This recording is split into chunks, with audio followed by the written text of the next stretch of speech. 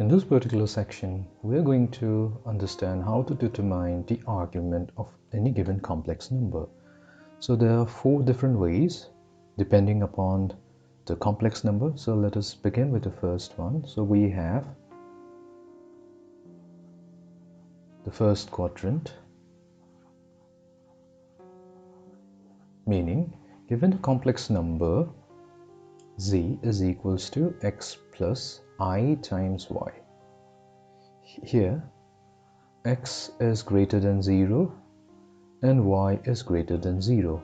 So that means when both x and y are positive numbers, then they are going to lie in the first quadrant. So we can verify this. So we have the real part of z and the imaginary part of z. So in the first quadrant, so we have x greater than 0 and y greater than 0. For this particular quadrant, the angle theta, so we'll have to find the angle theta. So let's shift this.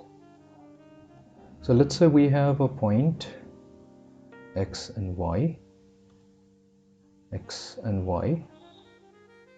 such that the complex number represented by z given by x plus iy is in the first quadrant. Then we have an acute angle theta, which makes an angle theta with the positive direction of the real axis. So here the argument of the complex number z is given by tangent inverse of the absolute value of y over x. So this is the value of theta. Now we go to the second one, the second type. So in the second type, we are in the second quadrant. So in the second quadrant, for the complex number given by z equals to x plus iy, x is going to be a negative number while y is going to be positive. So meaning, let's draw this in an argan plane.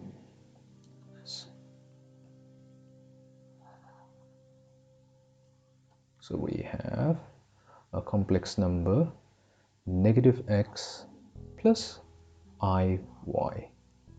So this complex number OA, where A is the point, so let me write it in the point form. So this is point A, this is negative x comma y.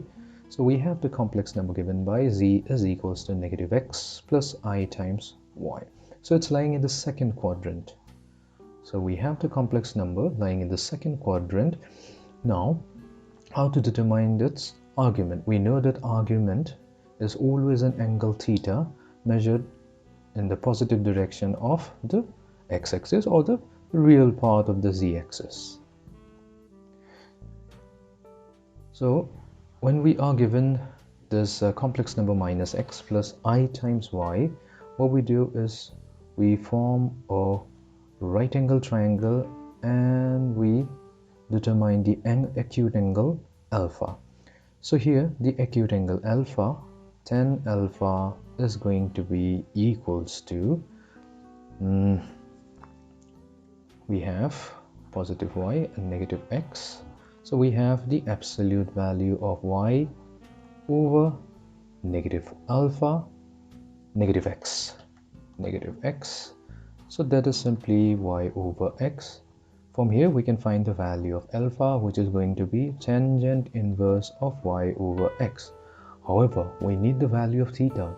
So clearly from the diagram we can say that theta is equals to 180 degree, which is pi radian, minus the acute angle alpha. So once we know the value of alpha, we have to subtract it from 180 degree, and that will give us the final argument of the given complex number.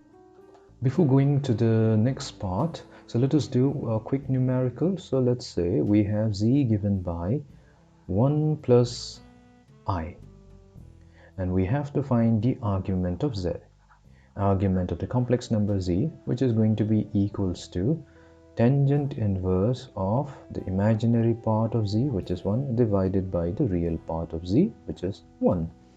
this will be equals to tangent inverse of 1, and 1 is simply tangent of 45 degree or pi over 4. So we have the argument equals to pi over 4. And it's clear that pi over 4 is 45 degree is an acute angle which is going to lie in the first quadrant. Now let us do a problem related to a complex number which is in the second quadrant. So we have x is negative, so we take -1 plus the positive y, so let's keep it as plus I. Now the argument of z, so in order to find the argument of z, so first we'll find out the acute angle alpha, which is equals to tangent inverse of the absolute value of the imaginary part, which is 1, divided by the real part, which is -1. So this gives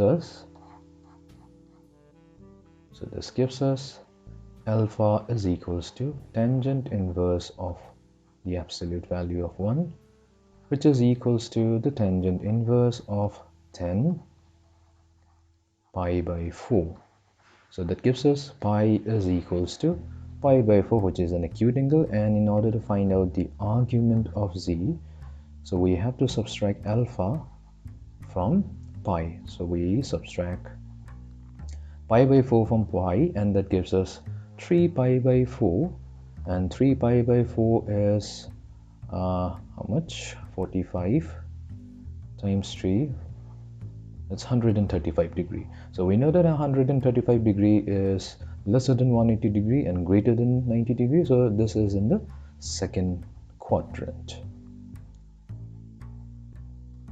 So this is the example. So whenever we have to find the argument of a given complex number, provided the complex number lies in the second quadrant, first we find out the acute angle alpha, and once we find out the value, we are going to subtract it from 180 degree, and that is going to give us the argument of z.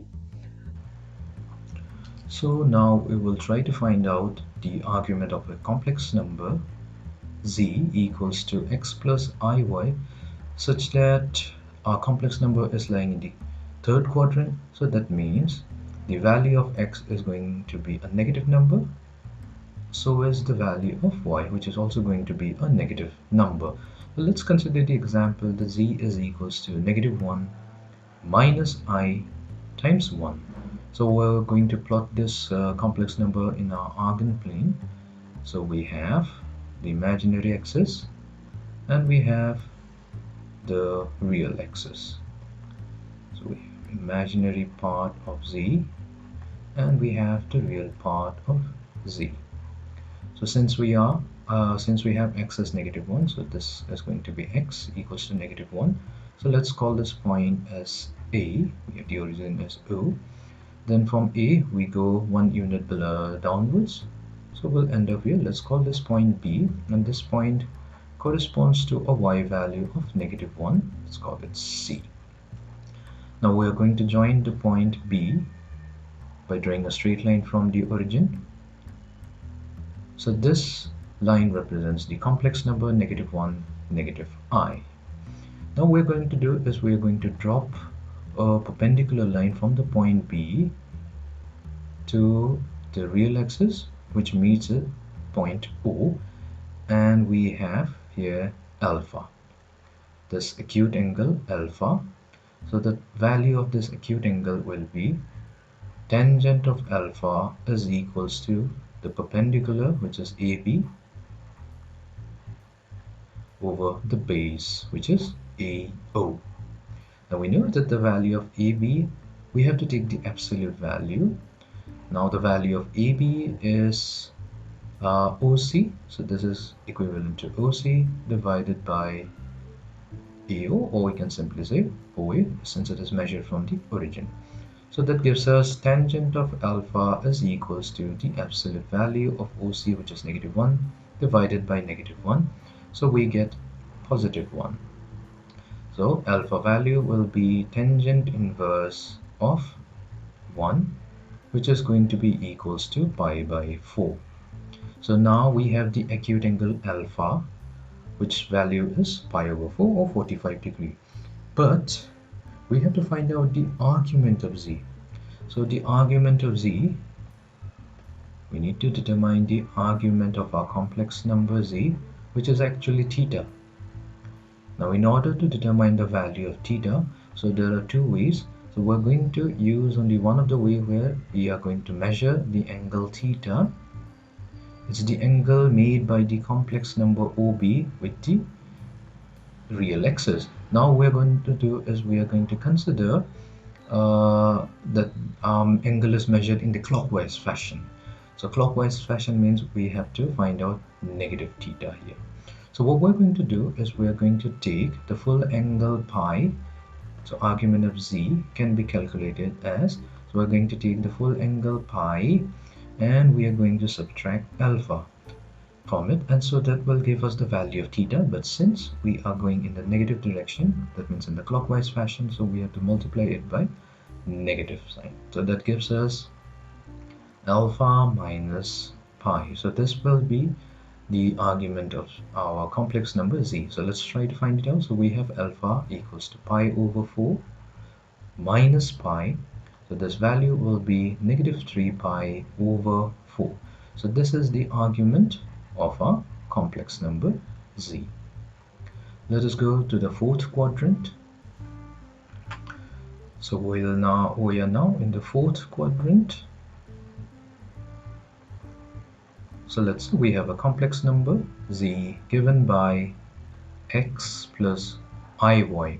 Since we are in the fourth quadrant, so the condition requires us the value of x to be greater than 0 and the value of y to be less than 0. So we'll consider an example. So let's say our value of x is positive 1 while the value of y is negative 1. So we have the complex number 1 minus I and we have to find out this argument. So let's try to understand it geometrically. So what we are trying to figure it out here. So we have our real axis and the imaginary axis. So our x value is positive 1. So we go 1 unit from the origin. We go 1 unit in the positive direction of the real axis z, and from 1 we go 1 unit downwards in the negative direction. So we end up at point O, whose coordinate point is positive 1 comma negative 1. Then we join the point O by drawing a straight line from the origin, and this will be our required complex number.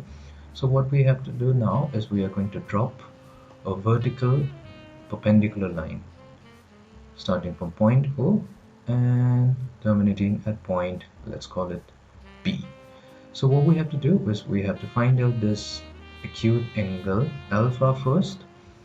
So we have tangent of alpha is equals to the absolute value of the perpendicular, which is AB, divided by the base, which is OB. And this gives us the absolute value of AB is going to be negative 1 divided by OB, which is positive 1, and we get tangent of alpha is equals to the absolute value of negative 1, which is simply positive 1. Solving for alpha, we get alpha is equals to the tangent inverse of 1, and tangent inverse of 1 can be written as tangent inverse of 10 pi over 4.